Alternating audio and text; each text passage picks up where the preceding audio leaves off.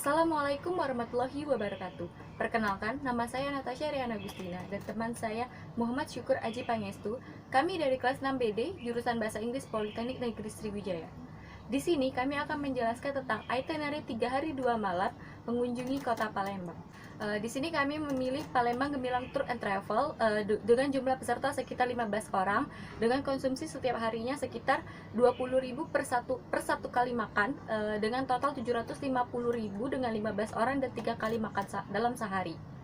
Untuk perjalanan hari pertama ini kami akan mengelilingi sekitaran pusat kota Palembang, dengan perjalanan dimulai dengan penjemputan peserta tur di Bandara Sultan Mahmud Badarudin II sebanyak 15 orang sekitar pukul 8 pagi. Dan perjalanan dilanjutkan dengan melakukan check-in di Hotel Swarnadwipa Kota Palembang yang terletak di pusat kota Palembang, yaitu di Jalan Tasik nomor 2, Talang Sebut.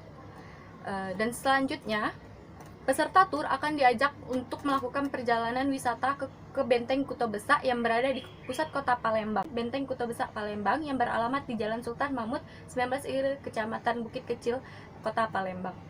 Benteng ini merupakan pusat Kesultanan Kota Palembang Darussalam yang kini menjadi markas Komandan Militer Kota Palembang. Benteng Kuto Besak ini berhadapan langsung dengan Sungai Musi, dan di sana peserta tur akan langsung melihat pemandangan dari Kota Palembang dengan Sungai Musi dan Jembatan Ampera yang menjadi kebanggaan Kota Palembang itu sendiri.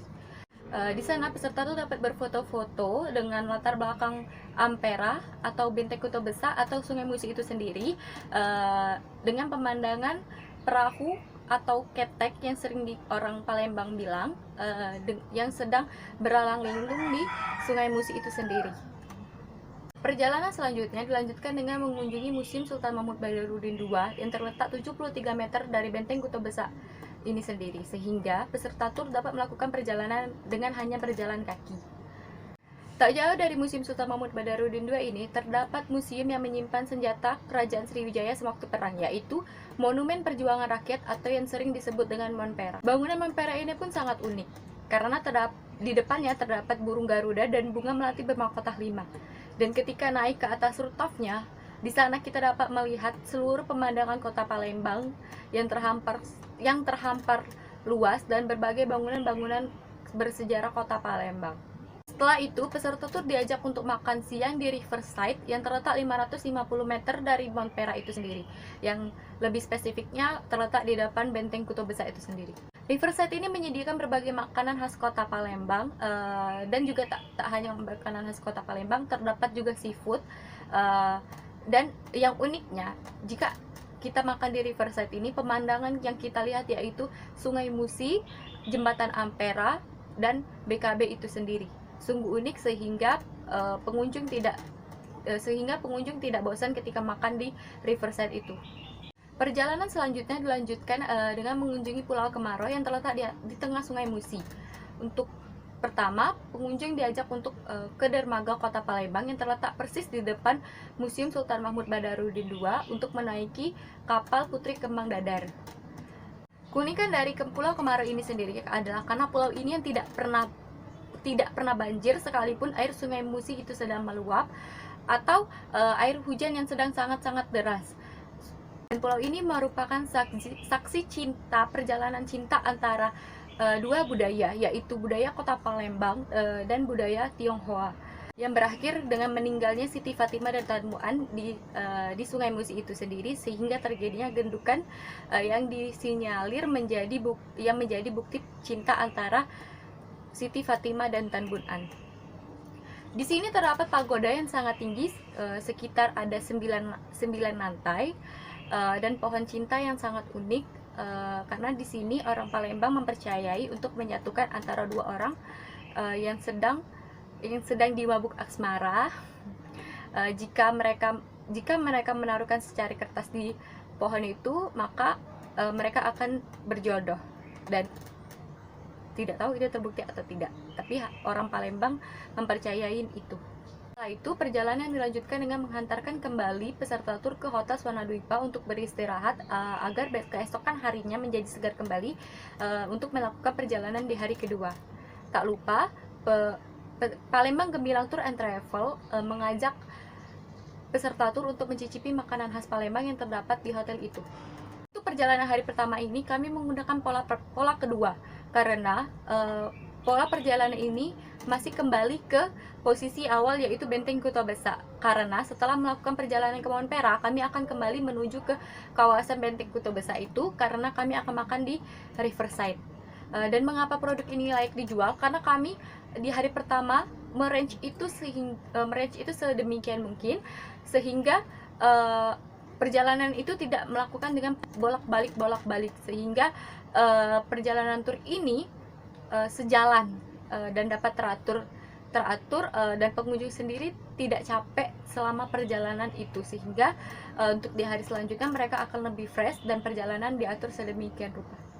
Baiklah, untuk itinerary kedua akan dilanjutkan oleh teman saya Muhammad Syukur Aji Pangestu. Perjalanan tur hari kedua dimulai pukul 8 pagi setelah sarapan di hotel. Destinasi pertama yang akan dikunjungi adalah Bukit Siyuntang. Bukit ini merupakan titik tertinggi di kota Palembang, sehingga dipercaya menjadi lokasi yang paling aman jika terjadi banjir. Di puncak bukit terdapat beberapa makanan yang dikaitkan dengan tokoh-tokoh raja, bangsawan, dan pahlawan Melayu Sriwijaya. Bukit ini biasa diisi oleh para pengunjung dengan berbagai kegiatan, mulai dari ziarah, lokasi foto prewedding, dan sekedar refreshing wisata sejarah. Perjalanan dilanjutkan dengan berwisata religi ke Al-Quran Al-Akbar Raksasa yang ada di Gandus. Al-Quran Raksasa ini terkenal di seluruh Indonesia, bahkan sampai ke mancanegara. Keunikan dari Al-Quran ini karena ukurannya tak biacar dan ukurannya sangat indah. Kemudian perjalanan pun dilanjutkan dengan berjalan menuju ke tempat menenun songket di pusat tenun songket di Palembang. Songket sendiri merupakan kain khas Palembang yang banyak dijual di Indonesia dan kini sudah sedikit orang yang menenun secara tradisional. Peserta tur diajak untuk mencoba cara menenun kain khas Palembang ini. Pas belajar menenun, peserta tur diajak sedikit bergeser ke Kampung Kapitan. Kampung Kapitan itu merupakan simbol pembauran antara etnis Cina, Melayu, dan kebudayaan Eropa atau Belanda. Hal itu dapat dilihat dari bentuk rumah Kapitan sendiri yang merupakan keberpaduan arsitektur ketiganya. Perjalanan dilanjutkan dengan makan siang di rumah makan terapung yang ada di Pasar Nambas Ilir. Dinamakan rumah makan terapung karena rumah makan ini berada di dalam perahu sehingga ada sensasi bergoyang dan terdapat makanan khas Palembang. Setelah makan, peserta tur diarahkan untuk sholat sekaligus untuk berwisata religi di Masjid Agung yang merupakan masjid kebanggaan masyarakat Palembang. Keunikan masjid ini memiliki beberapa keunikan seperti 16 tiang yang terdiri dari 4 tiang suku guru dan 12 tiang penopang atap. Untuk tempat terakhir yang akan dikunjungi adalah Pasar 26 Ilir, tempat di mana banyak jualan makanan khas Palembang dan berbagai jenis pempek. Peserta tur dapat dengan puas mencoba berbagai macam-macam pempek dan memesan untuk dibawa ketika pulang ke kota masing-masing. Perjalanan hari kedua diakhiri dengan pengantaran peserta tur kembali ke hotel untuk makan malam, istirahat, dan acara bebas. Pola rute perjalanan hari kedua ini menggunakan pola pertama, yaitu dengan menggunakan jalan yang berbeda tanpa harus melewati jalan yang sama kecuali jalan utama. Perjalanan ini dimulai dari hotel dan kembali ke hotel lagi dengan menggunakan jalan yang berbeda. Pola ini sangat ideal karena menggunakan jalan yang berbeda sehingga membuat peserta tur tahu tentang rute perjalanan yang berbeda-beda. Terima kasih. Baiklah, saya akan melanjutkan presentasi dari Muhammad Syukur Aji Pangestu.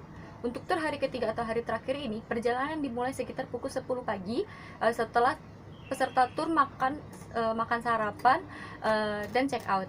Perjalanan hari pertama dimulai dengan mengajak peserta tur untuk berburu oleh-oleh khas kota Palembang yang terletak persis di sebelah Hotel Swarnadwipa itu sendiri, yaitu pusat oleh-oleh Lenggo. Pusat oleh-oleh ini menyediakan berbagai makanan khas kota Palembang, baju khas kota Palembang, atau hanya sekedar pernak-pernik khas kota Palembang. Perjalanan selanjutnya dilanjutkan dengan melakukan perjalanan mengunjungi salah satu museum yang terkenal akan rumah adat khas kota Palembang, yaitu Rumah Khas Limas yang terdapat di uang Rp10.000. Perjalanan dilakukan sekitar 11 menit yang berjarak 6,4 km dari Hotel Swarnadwipa ini. Museum Balaputra Dewa ini sendiri menyimpan berbagai jenis peninggalan khas Kerajaan Sriwijaya, terkhusus arca dan prasasti, dan juga rumah limasnya yang terkenal di seluruh dunia, tak hanya di Pulau Sumatera atau hanya di Indonesia, tapi juga di luar negeri. Pola perjalanan di hari terakhir ini kami menggunakan pola pertama karena menggunakan rute yang berbeda dan tentunya dengan pemandangan yang berbeda pula. Mengapa layak dijual? Ya tentunya karena perjalanan kami diatur sedemikian rupa, tidak adanya bolak-balik dan peserta tur tidak capek selama di perjalanan dan tidak merasakan kebosanan selama di perjalanan. Terima kasih karena telah menggunakan Palembang Gemilang Tour and Travel. Selamat jalan, semoga selamat sampai dengan tujuan dan selamat bertemu kembali. Terima kasih.